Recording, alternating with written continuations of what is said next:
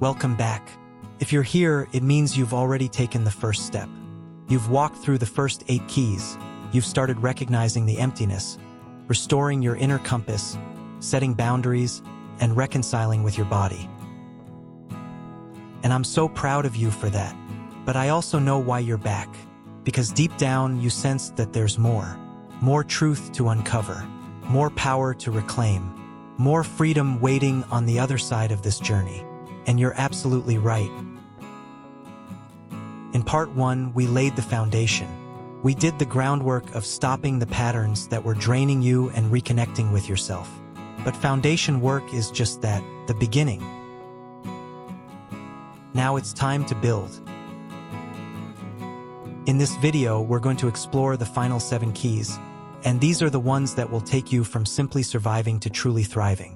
From recognizing your worth to embodying it in every choice you make. We're going to talk about trusting your intuition, that quiet voice that's been trying to guide you all along. Embracing your shadow, the parts of yourself you've been taught to hide. Choosing healthy relationships, not settling for connections that diminish you. Becoming your own authority so you never have to ask permission to be yourself again. Healing the feminine legacy, breaking the cycles that have been passed down for generations. Turning solitude into sanctuary, discovering that being alone doesn't mean being lonely. And finally, living from wisdom where you stop performing and start simply being. These aren't just concepts. These are life-changing keys that will unlock parts of yourself you forgot existed. If part 1 was about awareness, part 2 is about action. If part 1 was about recognizing the cage, part 2 is about walking out of it and never looking back. So take a deep breath. Get comfortable. Maybe grab a journal, because this is the kind of content that's going to stir something deep. If you're new here and haven't watched part 1 yet, I highly recommend going back and watching it first. The link is in the description.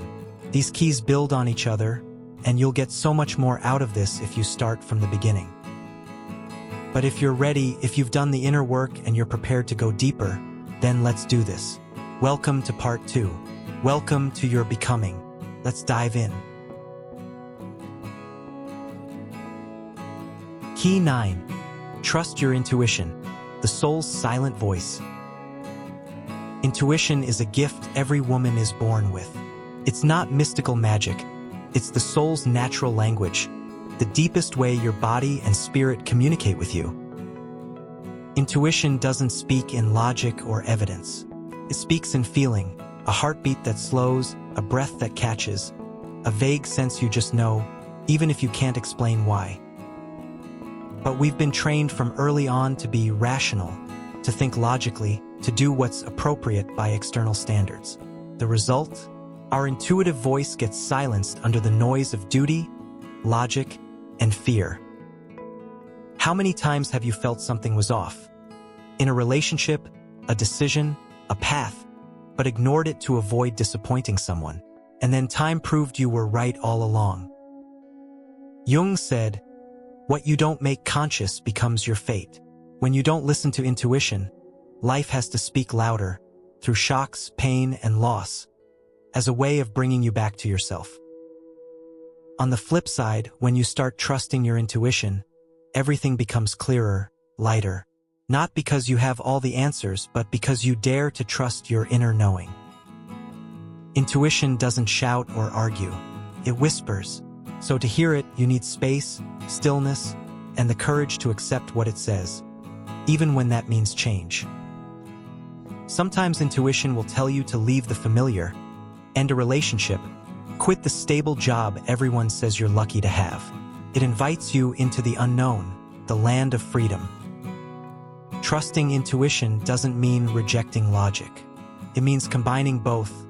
Let logic plan, but let intuition lead the way. When you start living by your soul's rhythm, things begin to synchronize. The people you need to meet appear. Opportunities open up. Life becomes more meaningful. Because ultimately, intuition is the voice of the part of you that knows best what's right for you, even when the world doesn't understand yet. Trusting it is trusting yourself. And that's the beginning of true freedom. Key 10. Embrace the shadow. Turn pain into power. Inside every woman is a place she rarely dares to look. The shadow. Anger, jealousy, hurt, regret, weakness, repressed desires. From childhood, we're taught to be sweet, gentle, never angry, always strong. So the parts of us that don't fit get shoved into the basement of our souls, where we hope they'll stay hidden forever. But the shadow doesn't disappear. It just waits to be heard. Jung called it the shadow, the unconscious containing everything we reject about ourselves. He said, "One doesn't become enlightened by imagining light, but by making the darkness conscious." When you dare to look at your pain without judgment or denial, you begin real healing. The shadow isn't the enemy. It's the doorway to your power. When you allow yourself to be angry, sad, scared, jealous, and admit, "This is also me," the suppressed energy gets released. Anger can become clarity. Fear can transform into courage. Sadness can evolve into compassion. All those rejected parts are just waiting for you to embrace them and say, "I see you." The journey of embracing the shadow isn't easy. It requires brutal honesty filled with love, because looking at the parts you once hated can be terrifying. But remember, you can't fully love yourself if you're still hating pieces of yourself. You can't be truly free if you're still afraid of your own natural emotions. When you dare to step into your inner darkness, light begins to generate itself. Not fake, bright light, but the light of understanding and self-acceptance. You stop pretending you're fine. You stop having to be strong all the time. Instead, you become soft yet solid because you've seen all of yourself and still chose to stay. Embracing the shadow is the bravest act because it demands you face what you fear most without turning away. But when you do, pain transforms into wisdom, wounds become windows, and you emerge stronger, wiser, and more compassionate than ever before. Key 11. Choose healthy relationships. Love without sacrifice. After you've started coming back to yourself, listening to intuition, setting boundaries, releasing perfectionism, accepting your shadow, there comes a profound turning point, looking at the relationships around you. Because no one can live fully in an environment that makes them shrink. Safety and respect cannot bloom in the barren soil of control, judgment, or dependency.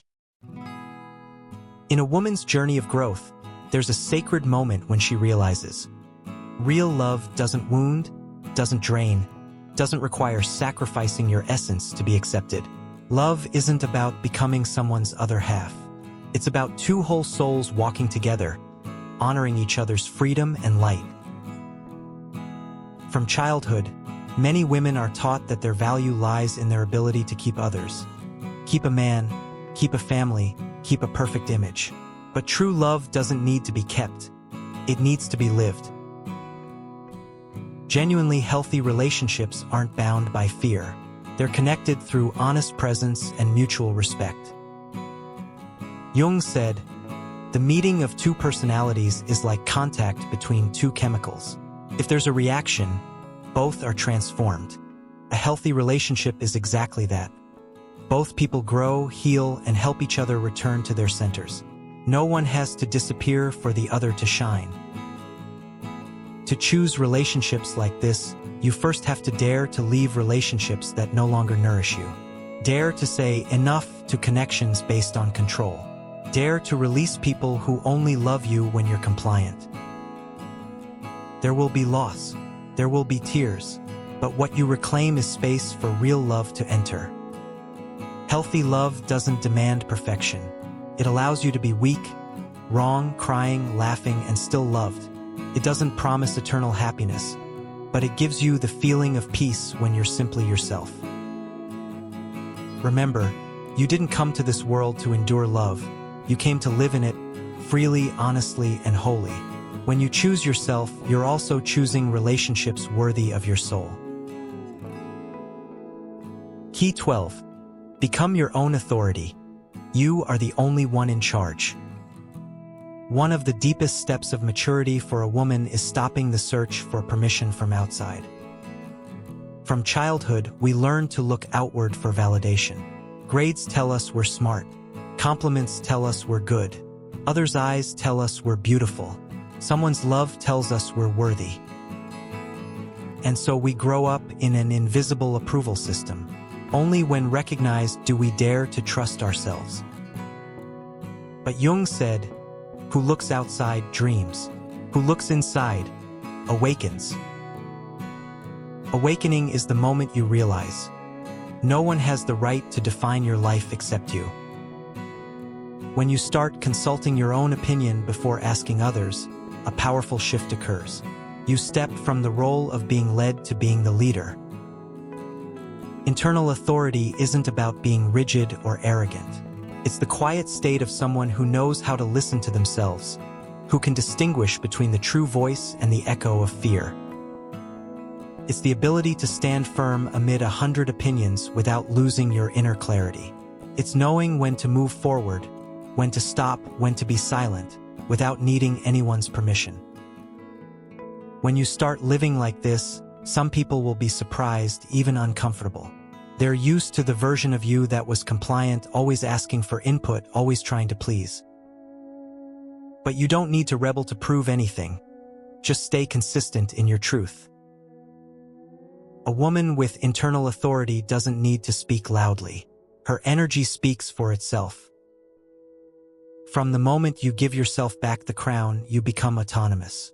No longer dependent on praise or approval, you start living from honesty instead of seeking acceptance. Every decision you make, no matter how small, becomes a declaration. I am responsible for my life, and that's the true definition of mature feminine power. Not controlling others, but mastering yourself. When you become the authority in your inner world, you don't need to prove anything. You just need to be present, and the world naturally listens. Key 13. Heal the feminine legacy. Free yourself from invisible burdens. Every woman carries within her the imprint of the women who came before. Mothers, grandmothers, aunts, ancestors who lived, loved, endured, and stayed silent. In the invisible current of family history, there are fears, beliefs, and patterns passed down not through words, but through energy, through glances, habits, and the way they faced life. Many times we think we're living our own story, but we're actually replaying the unhealed scripts of previous generations. Jung called this the collective unconscious, a deep layer of the psyche where ancestral memories and emotions continue to live within us. That's why the fear of abandonment, the guilt around happiness, the familiarity with sacrifice may not have started with you. They're emotional inheritances you received without knowing. Healing the feminine legacy doesn't mean denying or judging those who came before. On the contrary, it's an act of gratitude and courage. It's looking straight at the wounds they couldn't heal and whispering, "Thank you for going first. From here, I'll do it differently."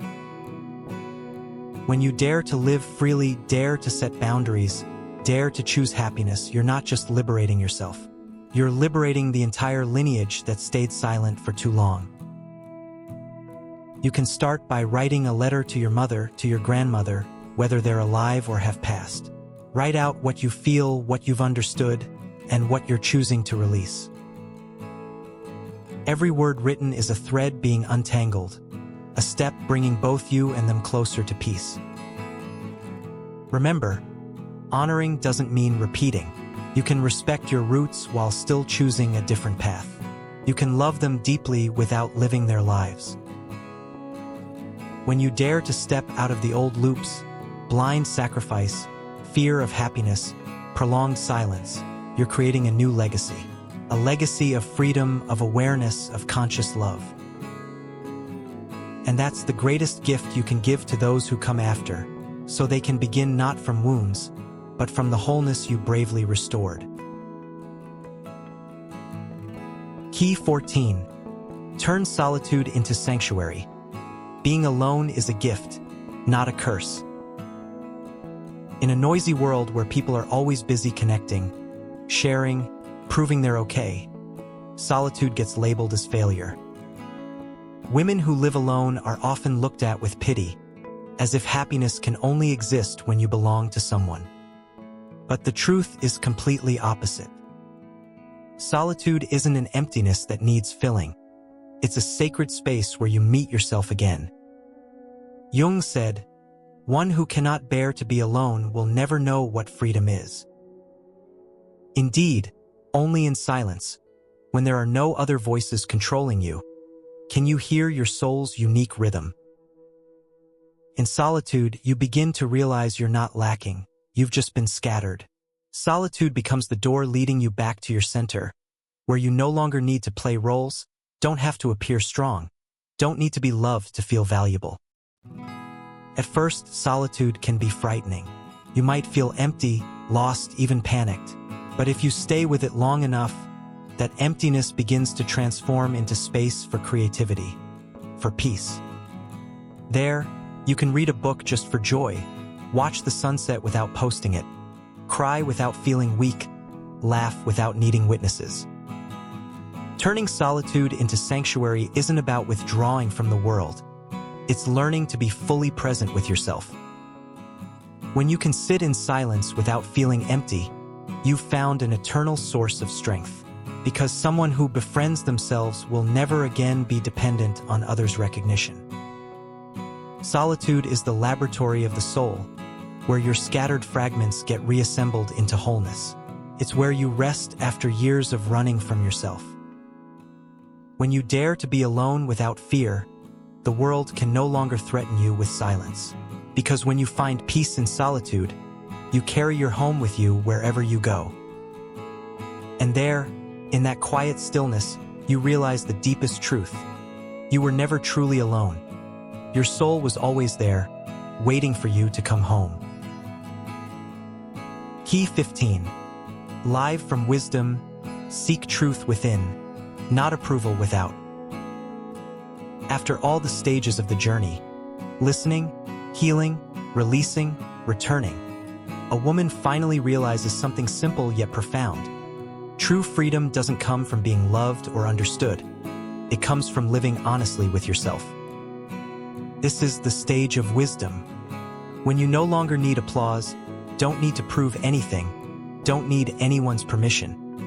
You just need to live truthfully.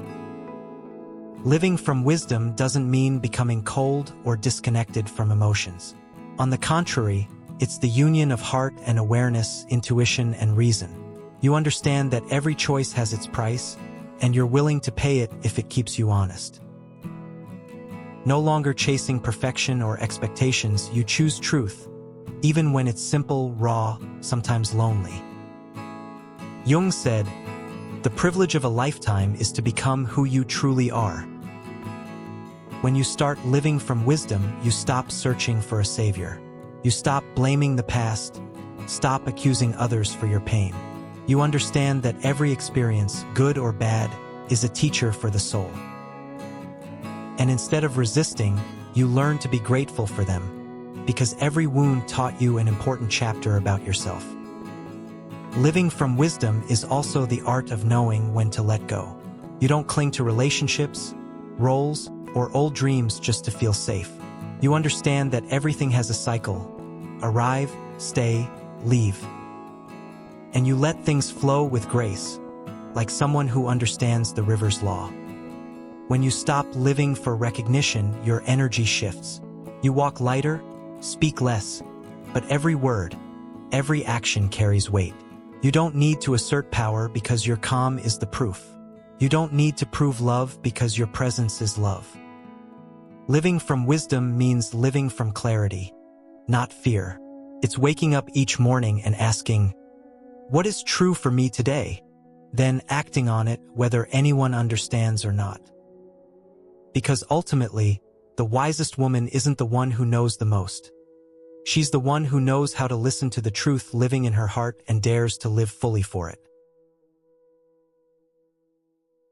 If you've walked with me to this moment, maybe somewhere in your heart, a part of you has awakened. The part that's always known you deserve love, peace, and a full life without needing anyone's permission. Remember, becoming a peaceful woman doesn't mean becoming cold or closed off. It's the process of learning to be with yourself, to listen, to respect, and to love yourself the way you've always longed to be loved. Every no you dare to say, every boundary you dare to set, every time you choose truth over approval, these are steps coming home. This isn't just about personal transformation. It's about changing the world. Because every time a woman chooses to stop abandoning herself, she creates a ripple effect. She becomes a lighthouse for other women searching for their way back. You don't need to have it all figured out.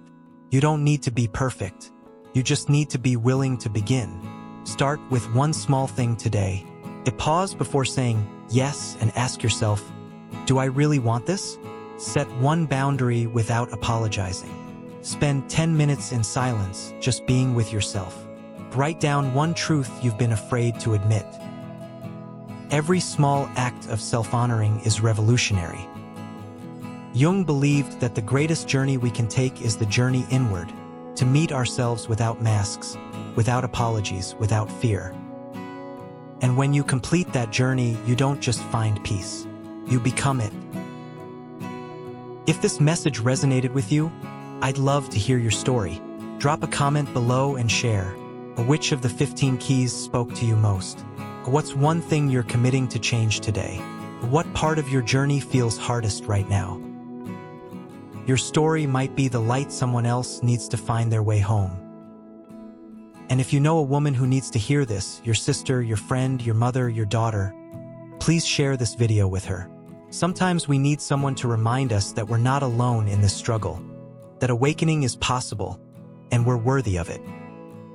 Don't forget to hit subscribe and turn on notifications so you don't miss the next video in this series, because this journey doesn't end here.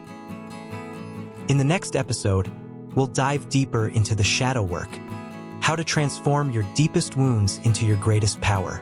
We're going to explore the parts of yourself you've been afraid to look at and discover how embracing them is the key to true freedom. Before you go, I want to leave you with one final thought from Carl Jung. I am not what happened to me. I am what I choose to become. You are not your past. You're not your mistakes. You're not the roles you've played or the pain you've carried. You are the choices you make from this moment forward. And if you choose yourself, even just once, even in the smallest way, you've already begun. Thank you for being here. Thank you for having the courage to listen, to reflect, to consider that maybe, just maybe, it's time to come home to yourself. Until next time, remember, you are worthy, you are enough, and you don't need anyone's permission to live fully and freely. Take care of yourself, not because you have to, but because you deserve it. I'll see you in the next one. Keep choosing you.